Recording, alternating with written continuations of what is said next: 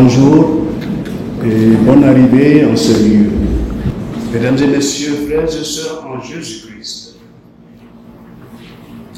le président de l'EPMC me donne le privilège de m'adresser à vous, auguste personnalité, en ma qualité de vice-président en exercice de l'EPMC, pour vous souhaiter en vos rangs grades de qualité la bienvenue à cette conférence de presse.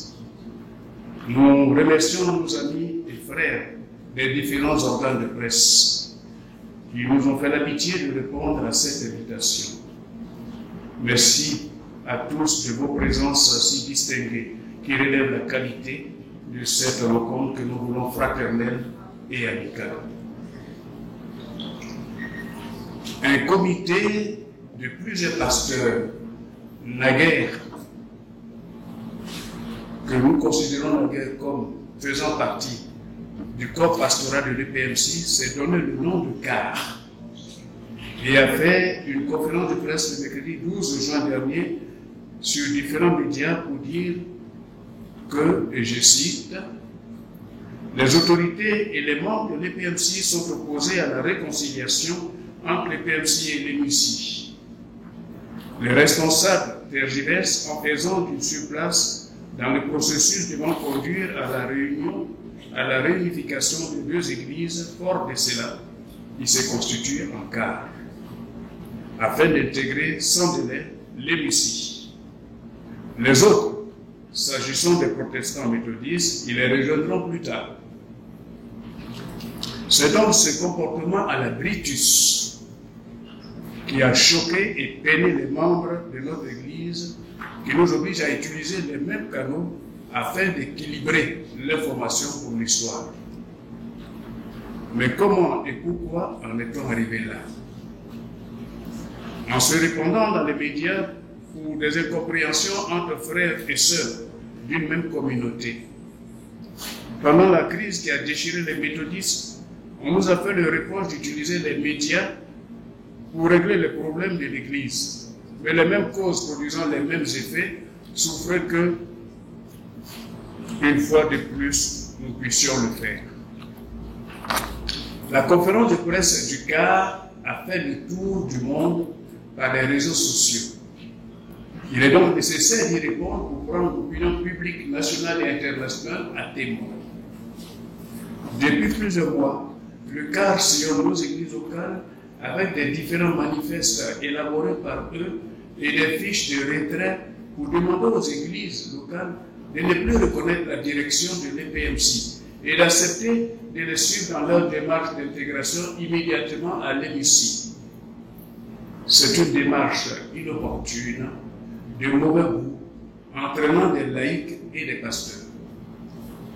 Ils fanfaronnent qu'ils ont 29 églises locales acquises à leur cause, qu'ils ont des contacts avec la haute direction de l'EMICI pour leur intégration à celle-ci sans délai par le dépôt de leur dossier. Si la déclaration est sincère, comment comprendre que la haute direction de l'EMICI les reçoive, sachant pertinemment qu'ils ne parlent pas au nom de l'EPMC, à moins de vouloir en faire des butins de cette crise?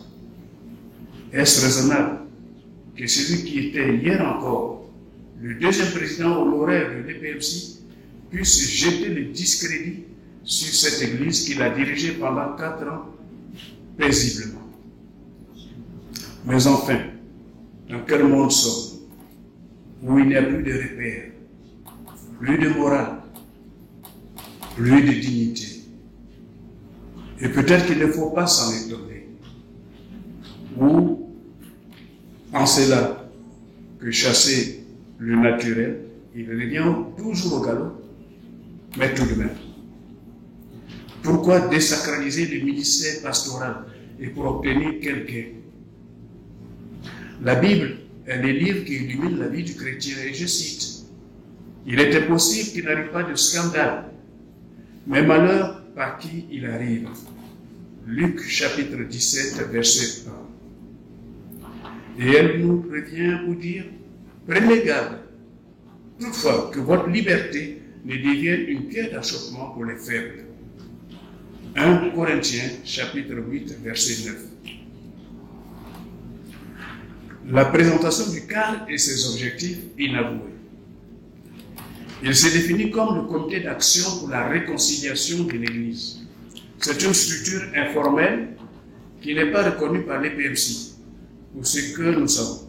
C'est un groupement de 23 pasteurs qui étaient membres du corps pastoral de l'EPMC et qui se sont retirés depuis plusieurs mois par des actes de désobéissance aux autorités de l'Église. Certains d'entre eux ont même été des proches collaborateurs du président en exercice. Ils ont décidé de ne plus reconnaître la tutelle de l'Église et affirment leur indépendance à celle-ci sans présenter leur lettre de démission. Ils disent que personne ne peut les radier ou les démettre de leurs fonctions et certains d'entre eux se répandent sur les plateformes déversant des injures sur les responsables de la direction, ignorant la discipline et l'organisation structurelle de l'Église. Ils attendent la démission du président de l'Église et ne l'ayant pas obtenu, ils ont entrepris de sillonner les églises pour distiller leurs propos de la discorde, alors qu'ils prétendent être les chantres de la réconciliation. Ils ne sont pas capables de pardonner pour se réconcilier en interne et prétendent le faire avec les messies. Mais n'ont-ils pas un agenda caché? Pour enrober leur vérité, ils disent à qui leur accorde une attention que 1.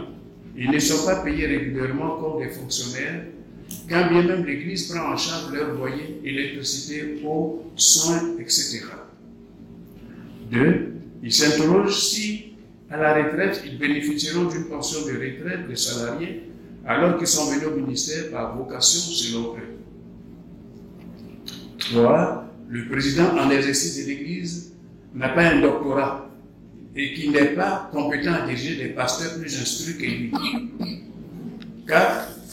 Le président en exercice a fait une démarche à leur insu pour un arrêté ministériel en créant une nouvelle église EPMOC pour remplacer l'EPMC sans apporter la preuve d'existence d'un arrêté de l'EPMOC. 5. Le président a refusé de signer une correspondance du comité interéglise EPMC-MUC sur le processus de réconciliation. 6. Le président use des méthodes dolosives pour ne pas avancer dans le projet de réconciliation en changeant quelques membres du comité de réconciliation proposé par le deuxième président honoraire. 7. Les protestants méthodistes doivent s'appeler désormais EPMOC et non EPMC, qui revient aux membres du cadre, pasteurs et laïcs. 8. Les églises locales doivent écrire à la direction de l'EPMC pour marquer leur retrait en se retirant de toute activité de l'EPMC et avec la direction de l'EPMC et ne doivent plus payer leurs contributions financières pour le budget de fonctionnement de l'Église. Ainsi, la direction de l'Église sera asphyxiée. Enfin, 9. La sortie de l'EMUCI de la conférence de l'EMU-ISA est imminente et qu'en intégrant l'EMUCI sans délai, ça serait bénéfique pour tout le monde. Au vu de toutes ces revendications, il n'y a pas une seule préoccupation pour le salut de nos âmes, pas plus pour l'avancement de l'Évangile, encore moins pour bâtir des temples et lieux de culte afin de rapprocher les membres des lieux d'adoration. Tout se résume à la désobéissance, l'argent et autres gains. Nous comprenons par la constitution du cadre un désir profond de mettre le chaos dans l'EPMC en espérant qu'elle soit absorbée par l'EMUC.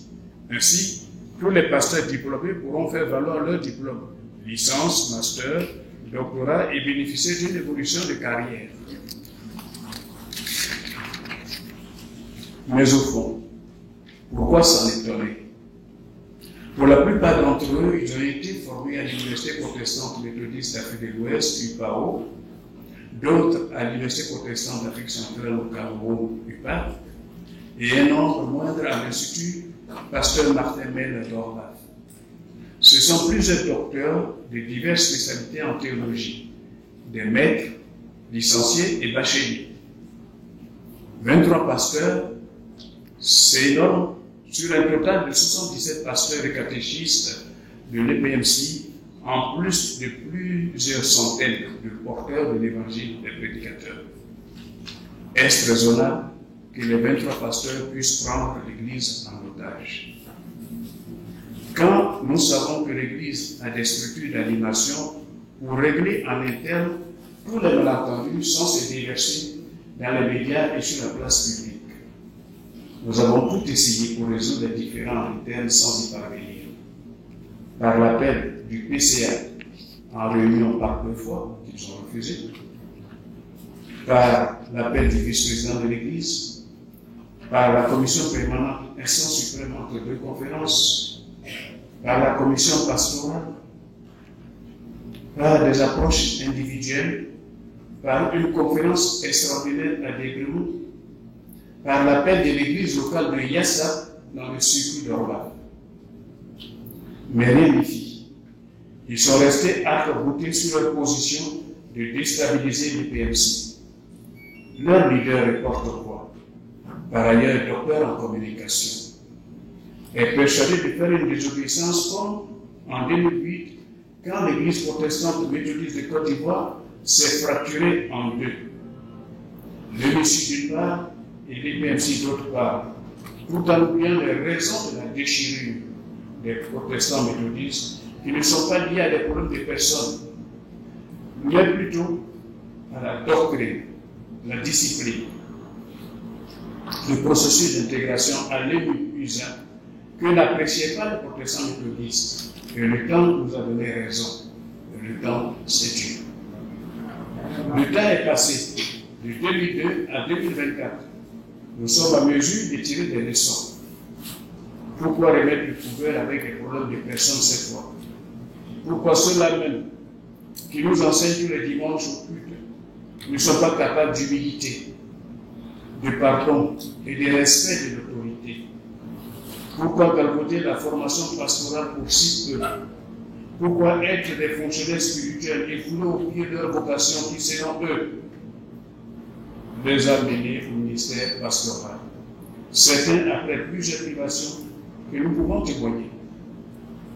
Voici ce que dit notre livre sacré de référence. L'Épître de Paul aux Romains, chapitre 13, verset 1, dit que toute personne soit soumise aux autorités supérieures, car il n'y a point d'autorité qui ne vienne de Dieu.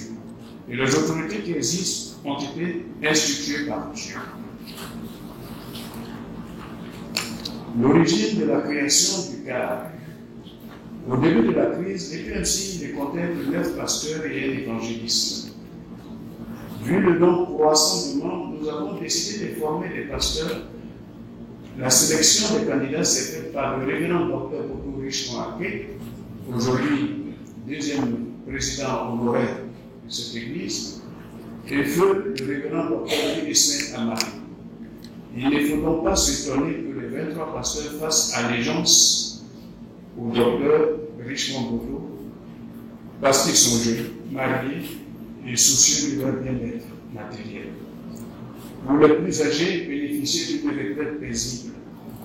L'on nous a nargué de n'avoir pas de docteurs et que nos pasteurs sont formés au rabais. Alors, nous avons encouragé la formation au Bénin et au Cameroun. Le Seigneur a exaucé nos prières en embauchant de 5 docteurs en diverses spécialités théologiques et histoire de l'Église. Plus d'une dizaine de masters, et même que les licenciés. Aujourd'hui bien formés, ils préfèrent aller monnayer leur talent hors de l'EPMC. C'est leur droit. On aurait aimé que cela se fasse sans bruit et déstabilisation des églises locales comme les prédécesseurs. Au contraire, nous allons parler de l'existence de l'EPMC parce qu'il me paraît nécessaire de représenter cette église. L'église protestante méthodiste de Côte d'Ivoire existe depuis 1870 par ses premières communautés avec des noms différents qu'elle a portés. Elle a d'abord porté le nom d'Église wesleyenne, ensuite Église méthodiste de Côte d'Ivoire, Mission protestante méthodiste, ensuite Église protestante méthodiste en Côte d'Ivoire, et depuis 1985, date de l'autonomie, Église protestante méthodiste de Côte d'Ivoire.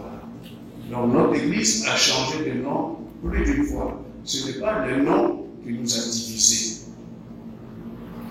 Voici les fondements de l'EPMC. Pour nous, une église ne se reconnaît que par ses fondements. La doctrine de la sanctification, en premier point. En deuxième point, la discipline n'admettant pas le péché sous toutes ses formes. Son organisation presbytérienne, pasteur et laïque siège pour décider de la vie de l'Église. La Sainte Seine est un sacrement interdit aux impénitents. Autonome sur tous les plans. Président de l'Église par un mandat de 7 ans non renouvelable. Le logo actuel s'indique sur ce petit bateau, mais avant ça, on avait la croix des Ignorants. Les raisons des désaccords entre le PMC et les MUSI. C'est à ce niveau qu'il faut vraiment attirer l'attention de nos frères et sœurs et de l'opinion publique. Parce qu'à tort, on dit que c'est à cause du nom qu'on est divisé. Alors, vous allez comprendre, les différences entre l'EPMC et l'EMUSI sont le non-respect de la doctrine de sanctification. La doctrine de la sanctification, c'est reconnaître ses péchés, se repentir de ses péchés, se sanctifier et demeurer dans l'entière sanctification. C'est cette doctrine-là que John Wesley a scellée à travers le monde entier. Donc, les protestants méthodistes sont attachés à cette doctrine. Ensuite, le non-respect de la discipline qui tolère l'homosexualité. Cette église américaine à laquelle l'EMUSI est intégrée tolère l'homosexualité, la transsexualité et toutes les dérives de la société. Ce que donc notre doctrine reproche. Et c'est pour ça que depuis le début, nous n'avons cessé de dire que ce n'est pas notre église parce que les pratiques ne sont pas les nôtres, donc nous ne pouvons pas entrer dans cette église.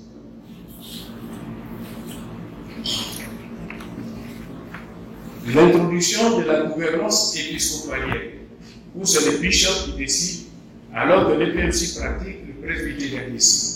Vous voyez aujourd'hui, par exemple, le président de l'Église m'autorise à parler parce qu'il est le président de l'Église. Moi, je suis le vice-président.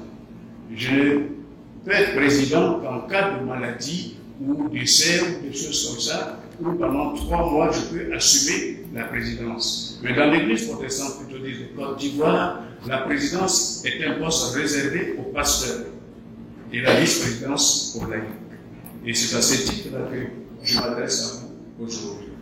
Or, l'Église méthodiste unie d'Amérique, dans laquelle a intégré, et non en partenariat, a intégré l'EMUSI en Côte d'Ivoire, cette Église est épiscopalienne, où c'est le bishop qui décide. C'est lui qui décide, et tant qu'il n'a pas dit un mot, personne ne peut dire quoi que ce soit. Tout se résume à sa personne.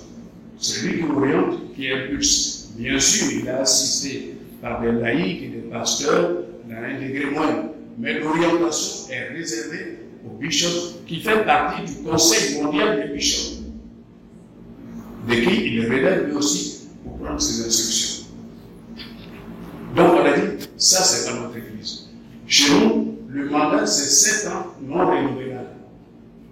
Une fois que le président a fini ses 7 ans, on ne lui renouvelle pas de mandat. Ensuite, on a constaté que dans cette église, les impénitents, les gens qui sont mis sous discipline des péchés, prennent la communion, il y a des transsexuels, des homosexuels, ce sont eux-mêmes qui préparent la communion pour donner. Donc ce n'est plus un sacrement. Alors que chez nous, la Sainte Seine est un sacrement, avec le baptême. Donc dans la mesure où ce n'est pas un sacrement, on dit ce n'est pas notre église. L'introduction des bannières, lorsqu'on a des cérémonies et cultes, on fait rentrer des bannières, après que la chorale soit rentrée, ça c'est un autre monde encore. C'est pour ça qu'on dit non, nous on ne veut pas ça. La perte de l'autonomie. L'Église protestante méthodiste de Côte d'Ivoire a acquis son autonomie en 1985, février 1985, déclaration officielle, et on a signé devant toute la Côte d'Ivoire les actes de l'autonomie au stade de Poigny.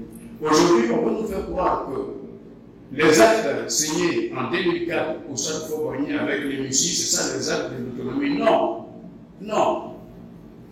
L'EMUCI a désigné quelques personnes, 6 laïcs et 6 pasteurs, pour aller à Stanford le 21 octobre 2002 pour déclarer que la Côte d'Ivoire, l'Église protestante de Côte d'Ivoire, est devenue une mission de l'Église méthodiste unie d'Amérique. Ils n'ont pas reçu mandat pour le faire. Aucune conférence de la Côte d'Ivoire ne s'est assise pour modifier son nom en Église méthodiste unie. Donc, nous perdons notre autonomie parce que l'EMUCI est intégré et non pas en partenariat. Le partenariat vous donne un certain nombre de libertés. Or, l'intégration doit être en fusion, absorption, vous devez faire comme les autres. Et c'est pour ça qu'aujourd'hui, on leur impose l'homosexualité. Parce que si vous êtes en intégration, vous devez aussi être des homosexuels. J'imagine le pasteur en fait être des homosexuels. Le froid de cette affaire-là a fait qu'ils ont crié au loup. Bon, toute la Côte d'Ivoire a entendu. Ils sont en train d'être poursuivis par les loups. Donc ils se retirent. C'est tant mieux. C'est ce qu'on espérait. La confiscation du patrimoine de l'EPMC, c'est aussi un autre point de discorde. Habilement, ils ont tout le patrimoine. Mais aujourd'hui, nous avons fait des procès en correctionnel où l'État de Côte d'Ivoire, dans sa juridiction, dit que l'EPMC, ce n'est pas pareil que l'EMUCI. Parce que la déclaration du premier responsable de l'EMUCI qui a reconnu au tribunal qu'il n'y a jamais eu d'assemblée générale pour changer le nom de l'Église, cette déclaration a conforté le juge pour dire qu'il n'y a pas de concurrence déloyale en utilisant EPMC et EMUCI. Donc c'est deux églises différentes. Dans cette église, on leur a reproché le fait que l'existence, il n'existe pas de test pour connaître cette église américaine. Tous les tests sont en anglais. Nous, on est français ici. Les tests sont en anglais. Qui peut lire ça? Nous, on a eu l'occasion, par la crise, on a fait traduire par un traducteur assermenté à la cour d'appel, il fait traduire le Book of Discipline pour connaître un peu le fondement de cette église. C'est ça qui nous a permis de connaître toutes ces choses que je suis en train de vous dire. Mais diantre, ils sont combien de méthodistes unis en Côte d'Ivoire qui ont eu accès au Book of Discipline et qui connaissent même le contenu. Dans une église, ils sont dans une église sans la connaître.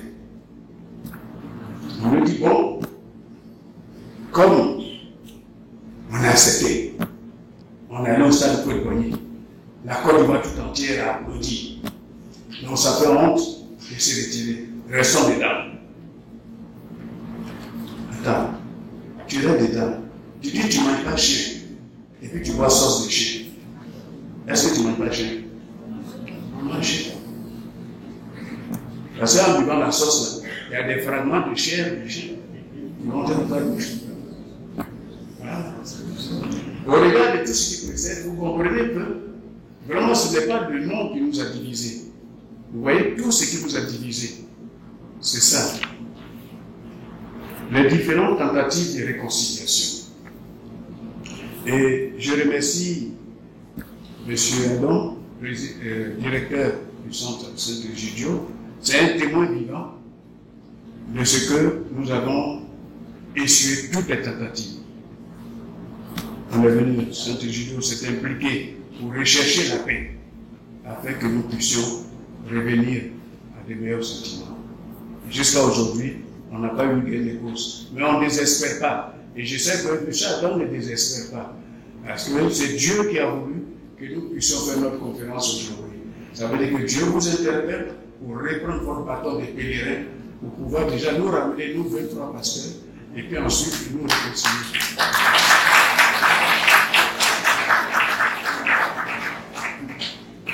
La première tentative qu'on a faite, mes frères, c'était en 2008, quand la crise avait commencé. La direction de l'administration du territoire, du ministère de l'Intérieur, sous Désiré Talon, nous a reçus.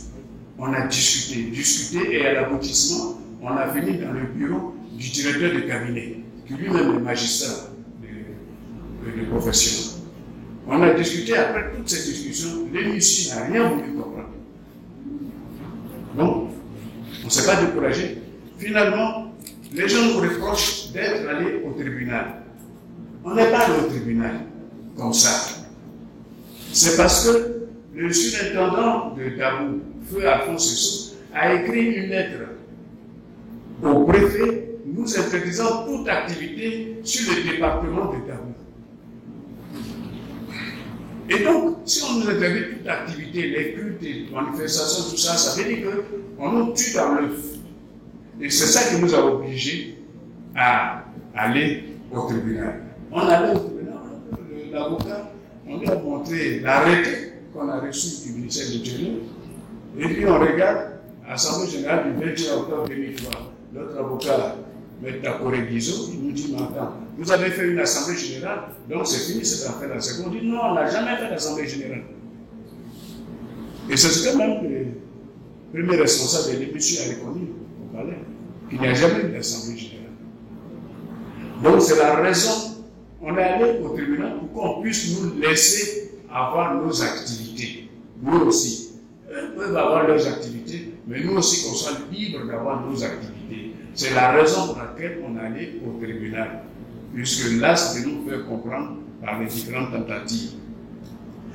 Ensuite, le président de la République, son Excellence Laurent Gbagbo, en son temps, a commis plusieurs personnalités, dont M. Kayeri, Femel Tedor, Lida Kwasi, Ngoni Kokora, Mme Vevekra Alice, et sous la présidence de l'actuel Premier ministre Robert Begremondé. Nous avons discuté en 2009 pour trouver un terrain d'entente. Et au terme de cette discussion, nous avons convenu d'appeler notre église méthodiste de Côte d'Ivoire, des types presbytériens. Et on a même dit que le bishop pouvait rester en fonction pendant 2 ans, le temps d'écrire les tests, et puis que ceux qui veulent être candidats, si lui-même veut être candidat, il peut être candidat à nouveau. Mais tout cela, l'hémicycle a refusé. Et je me souviens que le Premier ministre actuel a insisté, il m'a appelé personnellement pour que je sois à la négociation pour qu'on finalise. Et je lui ai dit en son temps, Monsieur le ministre, vous n'allez pas être à mesure d'imposer cela à l'hémicycle. Et il m'a répondu pourquoi. Je dis parce qu'ils sont en fusion-absorption. Ils ne sont pas en partenariat. Donc ils ne peuvent pas accepter. Et effectivement, ils n'ont pas accepté. On a aussi une tentative avec Feu Olo Germain, Paul Boudagnero, Sam Kofi, Daré Simon, Jean Yehou, l'ambassadeur Emmanuel Aka, initiative qui est restée aussi lettre morte. Par la faute de l'hémicycle toujours. On a encore de nouveau appelé la CEVA, qui est la communauté internationale chargée des églises qui sont venues, avec le docteur Closet et le docteur Célestin Kiki, son secrétaire général. Ils sont venus. On a négocié. À la fin, l'hémicycle n'a rien voulu. On a fait venir le Sénat, qui est le Conseil mondial africain des méthodistes. Ils sont venus, ils ont tout fait, rien. La CETA est venue, rien. En interne, je disais tout à l'heure, on a associé le centre de Judio, les catholiques, les musulmans, les baptistes et les missions, chez Dion Robert, les jeunes premiers. On voulait la réconciliation. On voulait. Et nous voulons toujours cette réconciliation. Mais nous ne sommes pas dans la compromission. Lorsque on nous traite de dissidents, de les autres, en des termes infamants, alors on se pose la question, est-ce qu'en face de nous, ils sont prêts pour la réconciliation? Nous le sommes. Et je vais vous le démontrer. Sous le révérend USP il y a des tentatives qui vont échouer. Le révérend pasteur Jonas Sadou, les tentatives vont échouer. Le révérend docteur Bodo Richemont, les tentatives ont échoué. L'actuel président, le révérend Bruno Bobitier, nous sommes dans l'attente de la relance, de reprendre les processus. On attend toujours. On peut donc tout nous reprocher, sauf d'avoir essayé la réconciliation. Nos membres nous reprochent de ce que c'est toujours nous qui sommes enclins à demander la réconciliation. Et nous leur répondons, il y a un temps pour tout. Et il y a un temps pour la guerre. Il y a un temps pour la paix. Le temps de la paix.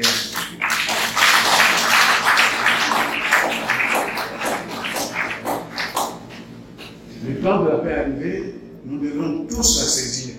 Et les protestants méthodistes et les méthodistes unis. Vraiment, nous espérons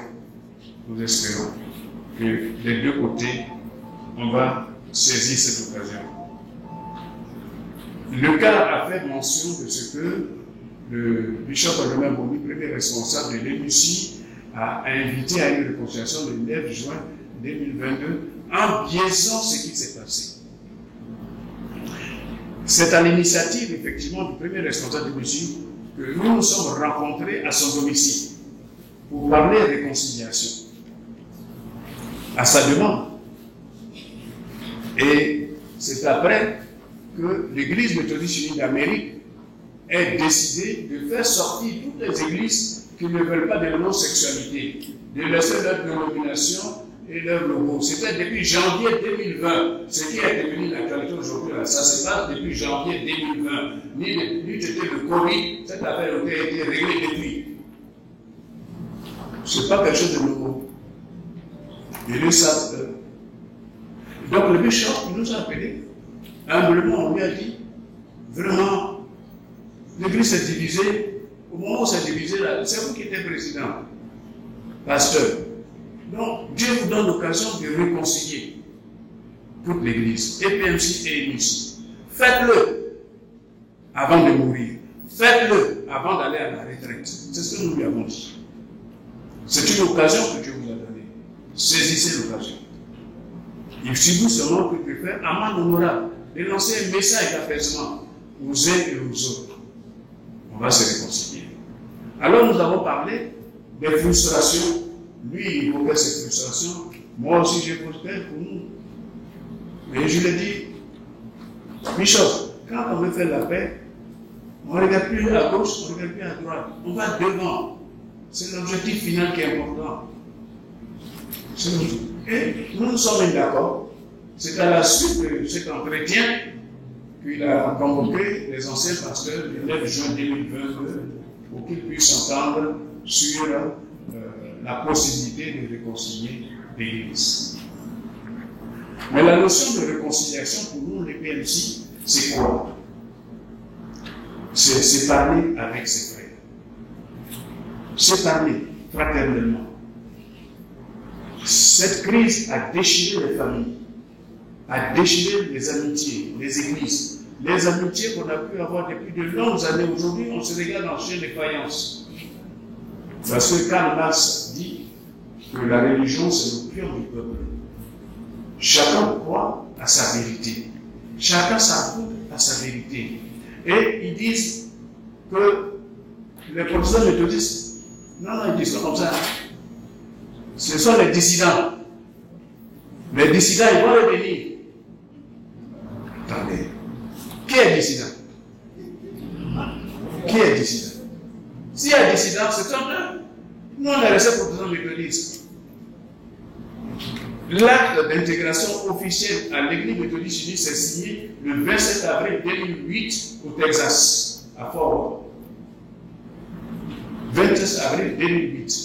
Et les protestants méthodistes ont fait une assemblée générale de refus de toute cette affaire-là en mars 2008 à Orwaf, par une assemblée générale extraordinaire. Donc Dieu nous a sortis avant qu'on ait signé les actes d'intégration.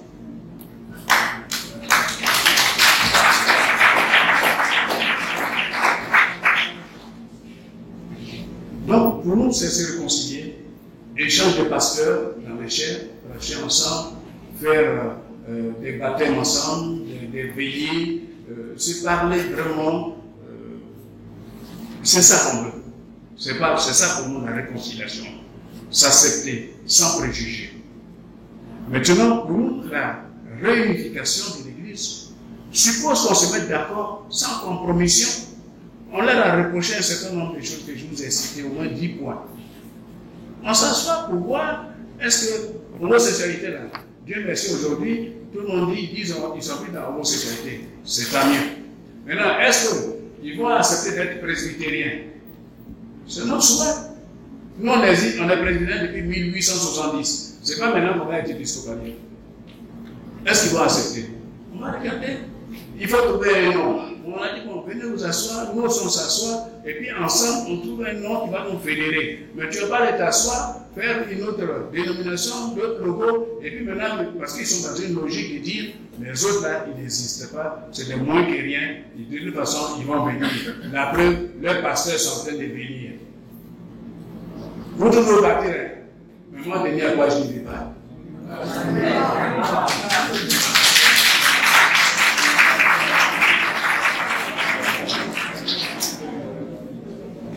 On va se réconcilier. Mais c'est prendre l'autre aussi, quel que soit ce qu'il est, même si c'est petit, le prendre en considération. Mais c'est la hauteur, c'est l'ego. Comment voulez-vous qu'on puisse accepter ça?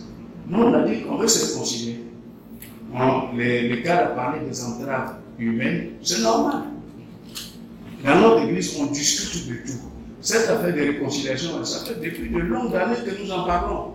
Dans nos églises, dans nos réunions, assemblées, églises locales, nous parlons toujours de réconciliation, réunification, avec plus ou moins de bonheur. Et Dieu merci, aujourd'hui, ça se passe bien. De plus en plus, on accepte tous cette réconciliation, cette réunification, sans compromission. Aujourd'hui, le cas a sillonné des églises locales pour demander qu'ils se retirent de notre conférence. Ils ont réussi avec 2 ou 3 églises, quelques laïcs en quête d'aventure, ou peut-être parce qu'ils sont fatigués d'être sollicités par le pasteur. Donc si on accepte d'aller à Uni, tout le monde sera payé, ils auront leur salaire, et puis ils seront moins sollicités. Peut-être, je ne sais pas. Franchement, je ne sais pas, parce que je suis surpris que les laïcs qui ont beaucoup investi dans cette crise-là puissent soutenir une démarche inopportune de désobéissance. Une église où il n'y a pas de discipline, ce n'est pas une église. La discipline, c'est ce qui caractérise la société. Comme le président Houphouët-Boigny disait, il préfère l'injustice au désordre. C'est ça. Alors, l'ancrage, on nous reproche que c'est une église des Adjougou. Mais oui, c'est une église des Adjougou. Les Adjougou, quand les PMC, les missionnaires sont venus, ils sont allés, ils ont essayé les différentes régions, et puis ils sont arrivés à Dabou. Quand ils sont arrivés, on leur a proposé le foufou huilé avec piment dessus, sauce rouge, sauce avec attiqué rouge et tout ça. Et là, comment vous dire, ils ont tout d'abord, c'est ça, non? Ils ont tellement bien mangé ça. Ils disent, ah, c'est ici là qu'on va rester. Ils vont aller chercher leur bagage dans le grand bassin pour rester à Dabou. C'est comme ça que l'église protestante a connu son essor à partir de Dabou. Et c'est pour ça que vous connaissez beaucoup de pasteurs et des prêtres catholiques qui sont à Djougou. Mais parfois je me dis, mais attends, Dieu lui-même, notre créateur, quand il venait là, est-ce que c'est chez la Djougou qu'il est venu? C'est chez les Baoué qu'il est venu? Où il est parti? Chez les Hébreux. Hein? Il a changé un peu, non? Bon, c'est pas à partir de chez les Hébreux que nous tous on dit qu'on est chrétiens. Pourquoi ne comprendre ce qu'il est dedans? Pourquoi on veut singulariser cette église que cette église est libre? Non, c'est une église de Jésus-Christ qui est ouverte à tout le monde. Aujourd'hui, les PMC, il y en a à Boisseau, il y en a à Korogo, il y en a dans l'ouest, il y en a au sud, il y en a au centre, il y en a partout. Pour que seulement qu'on puisse respecter notre démarche doctrinale, on est des PMC. Maintenant, on reproche à notre président d'avoir créé l'EPM aussi. qui fait beaucoup de débats. Je vais vous lire les dispositions de loi. La loi 675, article 7, dit « Toute association doit faire l'objet de la part de ceux qui sont chargés de son administration ou de la direction d'une déclaration préalable à la préfecture ou à la circonscription administrative ou l'association à son siège social. » Et il ajoute, dans son article 6, « Tout membre d'une association qui n'est pas formé pour un temps déterminé peut s'en retirer en tout temps après paiement des cotisations échues de l'année courante, nonobstant toute clause contraire. » Voici ce que la loi dit. Au regard de ces pressions de la loi, que peut-on reprocher au président révérend de l'ordre qui a cherché l'obtention d'un arrêté pour se couvrir selon la loi? Si le ministère de l'Intérieur consentait à nous délivrer un arrêté au nom de l'EPMC, on n'en serait pas là. Pourtant, nous avons la décision de justice. Ne dit-on pas que le pénal tient le civil en état? D'ailleurs, ce fut le cas du révérend Richemont Boto à Cré-7, qui a fait la même démarche d'obtention d'un arrêté au nom de l'EPMC. Aussi, du révérend Lobo Yassin, qui a fait la même démarche pour obtenir un arrêté quand il était à Boaké. On n'en a pas fait cas. La loi voudrait qu'on fasse ça. Tout ce qu'on a reproché à notre président actuel, c'est parce que le nom EPM aussi, il a choisi sans le consentement de la conférence. Et donc on a dit, non, ça, on ne veut pas, il faut annuler cette démarche. Et on a écrit au directeur général des cultes, au directeur de l'administration territoriale, pour dire que cette affaire-là, on n'en veut pas annuler, point de règle. Mais nos frères nous disent, mais vous avez écrit, mais ils ne vous ont pas répondu. Sans qu'ils ne nous ont pas répondu, on considère qu'il y a un arrêté. Mais pour apporter l'arrêté EPM aussi, quand ils sillonnent les églises, est-ce qu'ils apportent un arrêté EPM aussi? Est-ce que les églises auxquelles vous avez reçu un arrêté EPM aussi? Est-ce que vous avez reçu une lettre au nom de l'EPM aussi? Non. Ils ont créé un épouvantail pour mettre dans l'église. Et comme malheureusement, ça prospère pour certaines églises, ils le font.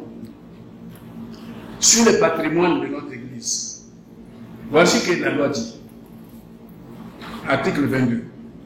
Si les statuts n'ont pas prévu les conditions de liquidation et de dévolution des biens d'une association, en cas de dissolution par quelque mode que ce soit, si l'Assemblée générale qui a prononcé la dissolution volontaire n'a pas pris de décision à cet égard, ou si le décret prévu à l'article 5 n'a pas donné la confiscation des biens, on nomme la loi non un curateur pour la dévolution du patrimoine.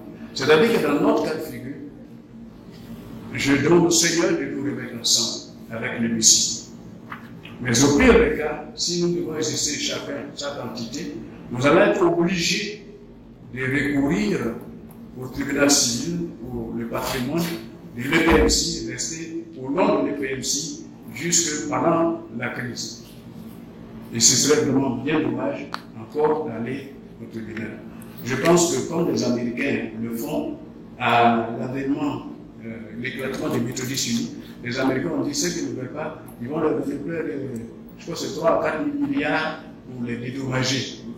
On a habité ensemble, on ne se sépare fraternellement, sans parole, sans heure, pour que demain on puisse se parler. Donc s'il y a un bien, on partage, toi prends ça, toi aussi prends ça, voilà habiter, c'est ça un chrétien. Mais tu n'as pas dit, tu vas prendre tout seul pour prendre ça, alors que ce n'est pas toi seul qui a acquis ce patrimoine. C'est une logique qui me semble. Alors, le regroupement, on nous a posé la question de savoir quel est notre point de vue sur la sortie de l'ENUCI avec les États-Unis. Nous n'en sommes que, et nous les avons félicités pour ça.